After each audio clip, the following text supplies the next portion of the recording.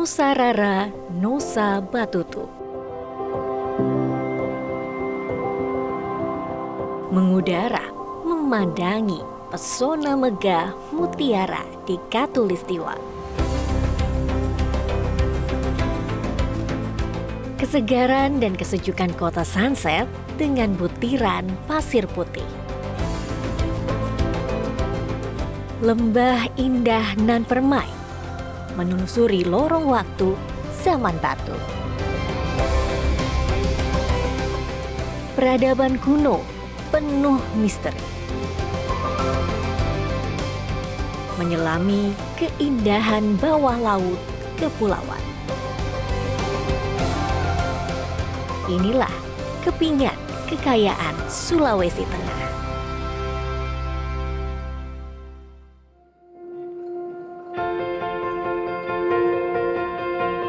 Sulawesi Tengah memiliki potensi wisata yang menarik dikunjungi. Mari dimulai dari ibu kota Palu.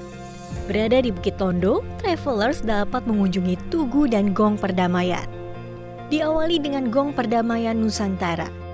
Gong ini merupakan salah satu gong yang tersebar di beberapa titik di Indonesia. Sehingga ini menjadi pengingat sebagai Gong Perdamaian Nusantara, sarana persaudaraan dan pemersatu bangsa. Sudah mengetahui makna Gong Perdamaian, maka travelers juga wajib nih naik ke puncak Tugu atau Monumen Perdamaian. Dari puncak Monumen Nusa Rara, Nusa Batutu, pemandangannya begitu cantik. Ada laut, ada bukit-bukit, udaranya begitu sejuk dapat Anda rasakan. Jadi dalam bahasa suku Kaili, suku asli Sulawesi Tengah, Nusa Rara, Nusa Batutu memiliki arti bersaudara dan bersatu.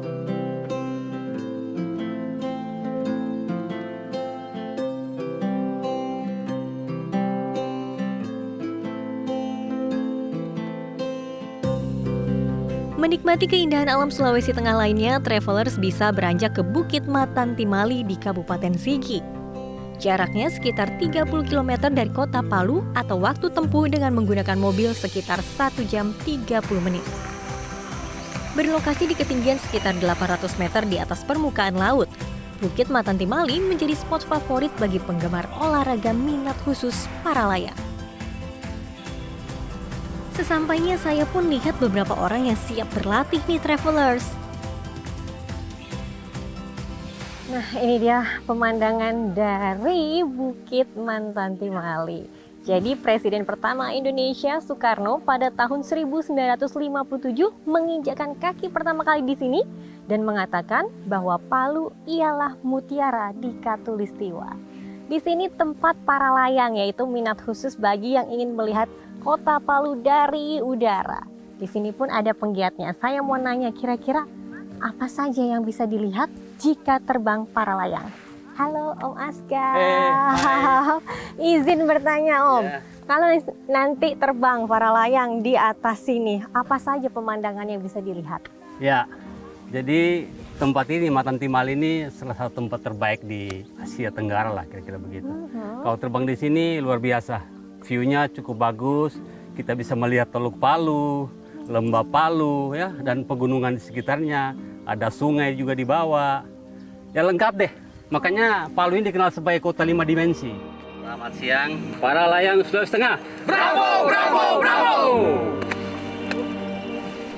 Matan Timali ini lokasinya menghadap Teluk Palu dan Lembah Palu sehingga memberikan banyak keuntungan bagi penerbang para layang. Faktor kecepatan angin di puncak bukit ini pun cenderung stabil sepanjang tahun. Para glider dapat terbang di langit Sulawesi Tengah hingga berjam-jam loh travelers. Melihat Sulawesi Tengah dari udara, provinsi ini memiliki 12 kabupaten dengan kekayaan alamnya yang sangat melimpah dan dapat bersaing di pasar ekspor dunia.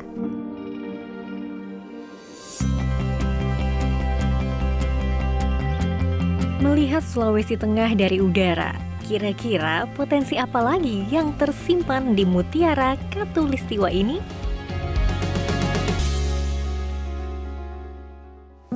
Pemerintah Provinsi Sulawesi Tengah melakukan pengembangan Kabupaten Donggala menjadi kota sunset dan kota wisata Donggala dalam mempersiapkan tempat wisata dari Ibu Kota Nusantara atau IKN. Salah satu yang menarik untuk dikunjungi pada siang hari yaitu Desa Towale. Terdapat pengrajin tenun khas Donggala yang menarik perhatian nih travelers. Pengrajin kelompok tenun Yamamore ini menggunakan tudung khas Donggala atau sampolu.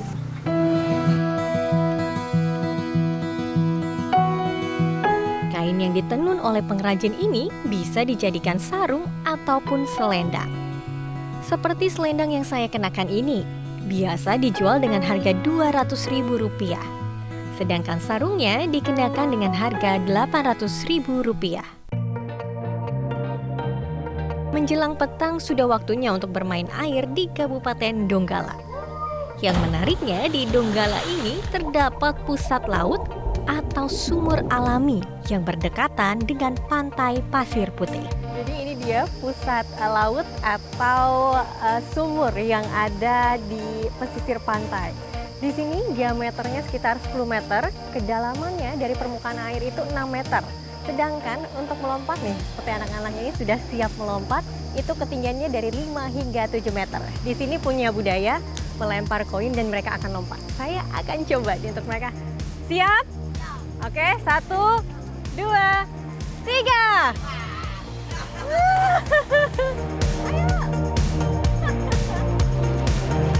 Pusat laut ini terbentuk dari aliran air laut yang melintasi rongga-rongga kecil di dinding sumur. Uniknya, air di dalam sumur alami ini akan pasang bila air laut sedang surut. Dan air sumur akan surut ketika air laut sedang pasang. Jika wisatawan tak ingin bermain di pusat laut, bisa juga nih hanya sekedar bermain pasir putih di pinggir laut tepat di belakang sumur alami. Namun jika travelers ingin menikmati pantai pasir putih dengan pemandangan matahari tenggelam, dapat beranjak ke pantai Boneoge. Beberapa fasilitas dapat dijumpai di pantai ini, seperti gazebo, restoran, hingga cottage. Saya pun mengunjungi salah satu kafe yang langsung menghadap ke laut dengan pasir putih yang bersih. Walaupun kali ini saya tidak beruntung mendapatkan sunset, tapi Boneoge dapat menjadi pilihan yang tepat untuk bersantai. Melihat potensi wisata yang menarik dan tertata, terlihat sudah bagaimana keseriusan Gubernur Sulawesi Tengah dalam mengembangkan Donggala sebagai kota sunset dan mempersiapkan kabupaten ini menarik kunjungan wisatawan dari IKN atau Ibu Kota Nusantara di Kalimantan Timur.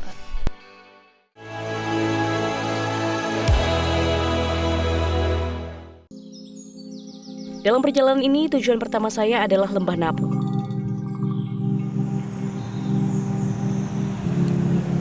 Dari Kota Palu, kami melewati Kabupaten Sigi sebelum masuk ke Kabupaten Poso. Perjalanan melewati gunung dan hutan selama kurang lebih 4 jam tak terasa berat ketika saya akhirnya bisa melihat permukiman warga di ujung mata.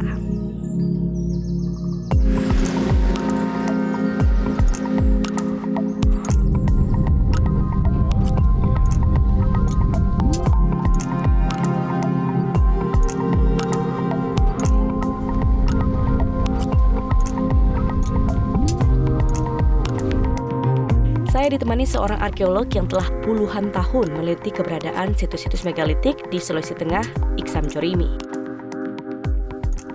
Pak Iksam membawa saya ke padang savana luas nan indah di Kecamatan Lorepeore, tempat situs megalitik Watunongko berada.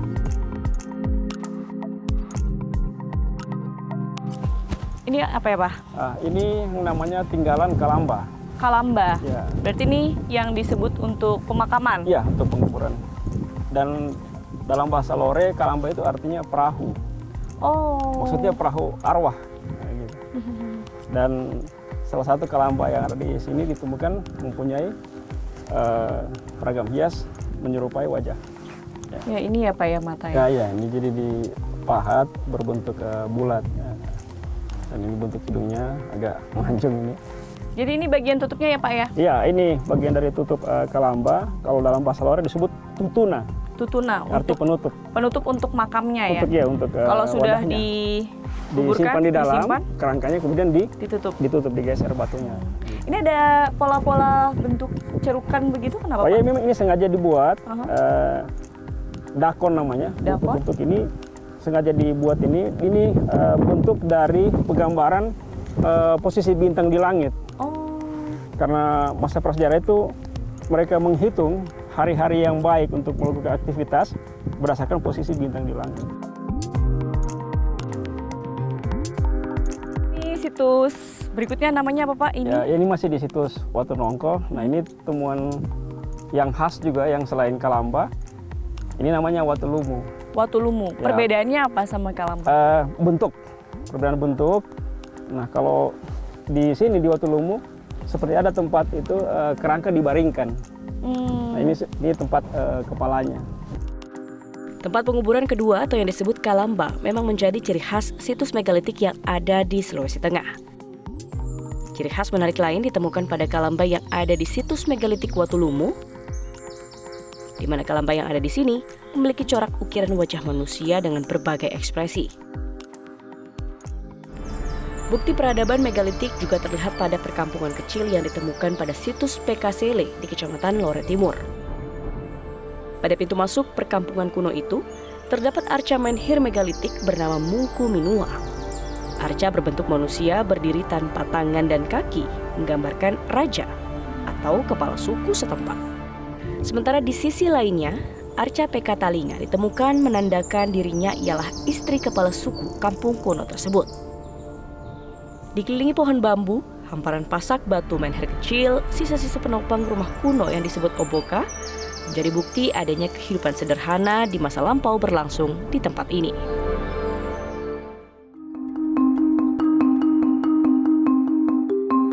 Travelers, saya masih bersama Pak Iksam mengunjungi situs megalitik lainnya. Kali ini kami ke situs megalitik Pokekea. Ya, masih jenis Kalamba. Pak, ini kalau kita lihat motifnya wajah ya Pak ya? Ya, benar. Jadi di sekeliling wadah Kalamba ini terdapat 8 ragam hias menyerupai wajah manusia. 8 melingkar Ya, di Kalamba ya. ini. Jadi dia Maknanya apa Pak? diasumsikan itu sebagai penjaga di 8 arah mata angin supaya bisa memberkati kehidupan masyarakat di masa lampau. Situs Pokekea menjadi salah satu situs yang memiliki ragam artefak paling lengkap. Beberapa Kalamba yang ada di sini memiliki ragam hias bernilai seni tinggi. Hanya golongan berstrata sosial tinggi saja yang memiliki ragam hias di Kalamba atau makam mereka. Hiasan yang menarik salah satunya adalah yang menampilkan makaka Sulawesi. Selain Kalamba ada juga dolmen atau meja batu makam dan beberapa arca menhir atau patung batu.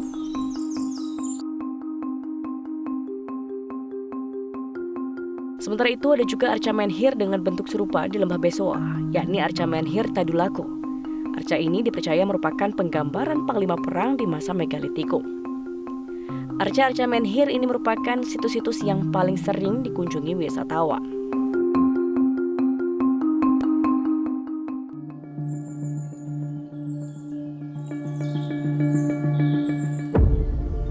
Setelah perjalanan panjang dan melelahkan melewati Lembah Napu dan Lembah Besoa, kali ini saya berada di Lembah Bada. Sekarang kita sampai di Ini namanya Palindo Lara, Pak. Artinya apa itu? ya. Kalau dalam bahasa Lore, dialek Bada itu artinya pelipur lara. Ya. Orang yang bijak. Gitu. Jadi ini fungsinya Jadi di masa seperti apa? megalitik, di masa prasejarah, fungsinya itu adalah untuk pemujaan. Jadi ini adalah simbol dari leluhur atau nenek moyang.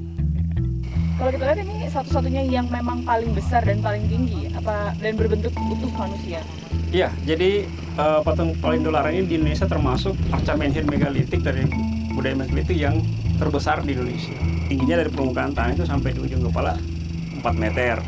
Ya, sementara patung-patung lain di Indonesia itu lebih kecil daripada ukuran patung Palindo Lara ini. Kalau dilihat jenis kelamin ini laki-laki atau perempuan, Pak? Nah, kalau dari genetalannya sudah jelas ini adalah laki-laki. Dan digambarkan Dipahat kedua tangan itu mengarah kepada genitalia. Oh, ini jarinya ya? Ya, jadi ada 5 jelas. Satu, dua. Menhir yang raksasa ini yang ada di sini, Palindo. Jenis batuannya apa, Pak? Ini menurut para ahli geologi, jenis batuan adalah jenis batuan granit. Granit. Ya, ini batuan sebenarnya yang sudah cukup sulit untuk dibentuk atau dipahat. Jadi di masa prasejarah itu, waktu mereka membuat ini termasuk mempunyai keahlian yang sangat tinggi karena ini jenis batuan yang keras. Jika arca Palindo menggambarkan laki-laki, travelers juga bisa melihat arca Langke Bulawa yang menggambarkan perempuan. Arca ini letaknya tidak begitu jauh dari arca Palindo di Lembah Pada.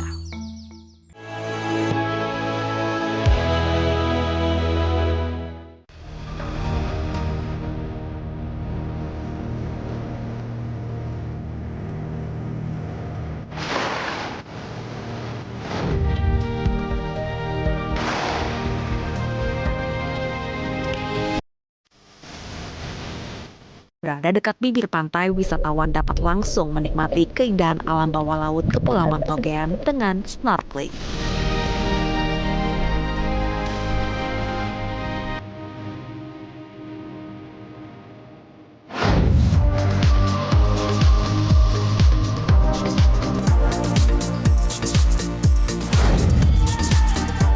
Salah satu spesies yang menjadi daya tarik Taman Nasional Kepulauan Togean ialah ubur-ubur tidak menyengat atau stingless jellyfish. Hidup di tengah danau terisolasi dari lautan, stingless jellyfish ini kemudian beradaptasi, mereka kehilangan kemampuannya untuk menyengat karena tidak ada predator di danau ini. Dari atas ini saya sudah bisa melihat ada banyak sekali stingless jellyfish.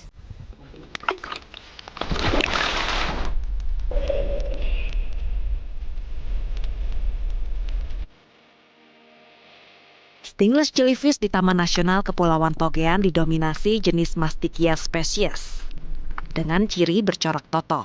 Ada pula yang berjenis Aurelia aurita yang bertubuh bening atau kerap disebut ubur-ubur bulan. Mereka tampak cantik dan menggemaskan. Gerakannya yang gemulai seolah mengajak saya berdansa. Saat berenang di danau bersama stingless jellyfish, wisatawan disarankan tidak memakai fin agar tidak melukai ubur-ubur karena tekstur mereka yang sangat rapuh. Selain itu, wisatawan disarankan tidak menggunakan tabir surya sebelumnya dan tidak buang air kecil. Di Indonesia, stingless jellyfish hanya ada di beberapa wilayah, diantaranya Misol, Papua, dan Derawan, Kalimantan Timur. Sementara di Sulawesi Tengah, stingless jellyfish terdapat di Banggai Laut dan Taman Nasional Kepulauan Togean.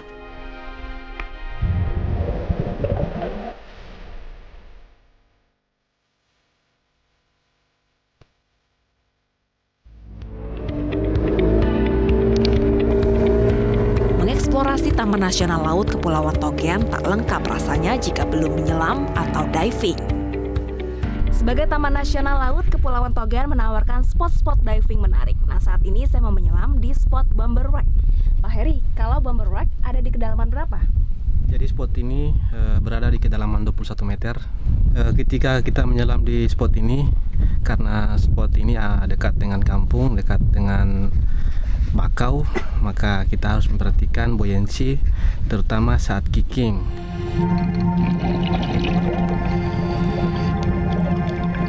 Inilah bangkai pesawat pengebom atau bomber milik Amerika, B-24 Liberator.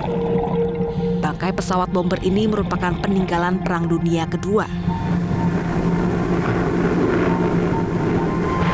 Pada masanya, pesawat pengebom ini termasuk besar. Butuh 10 awak untuk mengoperasikan pesawat ini. Dibandingkan bangkai pesawat atau kapal di daerah lain, bentuk pesawat B-24 Liberator ini terbilang masih utuh.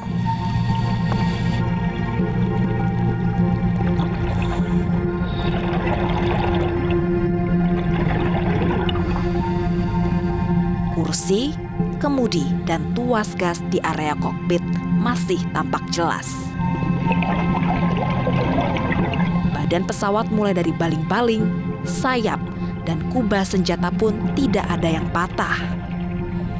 Lokasi jatuhnya pesawat bomber ini berada dekat perkampungan, sehingga pada saat terjatuh, seluruh awak pesawat berhasil diselamatkan oleh warga sekitar. Hingga saat ini, B-24 Liberator terlihat masih gagah, terbenam di perairan Taman Nasional Kepulauan Togean.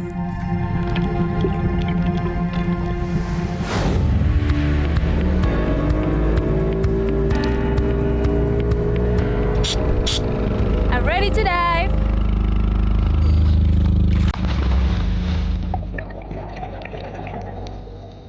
Taman Nasional Kepulauan Togean merupakan bagian dari segitiga terumbu karang atau Coral Triangle, yakni area yang memiliki keragaman karang tertinggi di dunia. Coral Triangle meliputi wilayah Indonesia, Filipina, Malaysia, Papua Nugini hingga Kepulauan Mikronesia. Pada kedalaman 8 sampai dengan 10 meter saya dapat menikmati keindahan terumbu karang dengan tingkat kerapatan tinggi. Selain tingkat kerapatan terumbu karang yang tinggi, saya juga terkagum dengan jarak pandang atau visibility yang jernih, mencapai lebih dari 50 meter. Untuk menjaga kelestarian terumbu karang di Kepulauan Togean, pihak Taman Nasional bersama masyarakat lokal melakukan transplantasi dengan menggunakan substrat jaring laba-laba. Sejauh ini, sudah lebih dari 15.000 bibit karang yang ditanam dan tersebar di beberapa titik di Taman Nasional Kepulauan Togean. Pada kedalaman lebih dari 30 meter, saya bertemu dengan beragam jenis ikan.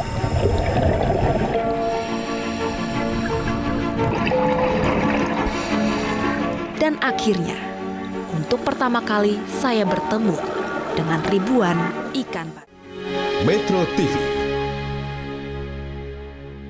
Jelajahi cara baru mendapatkan informasi. Download Metro TV Extend sekarang.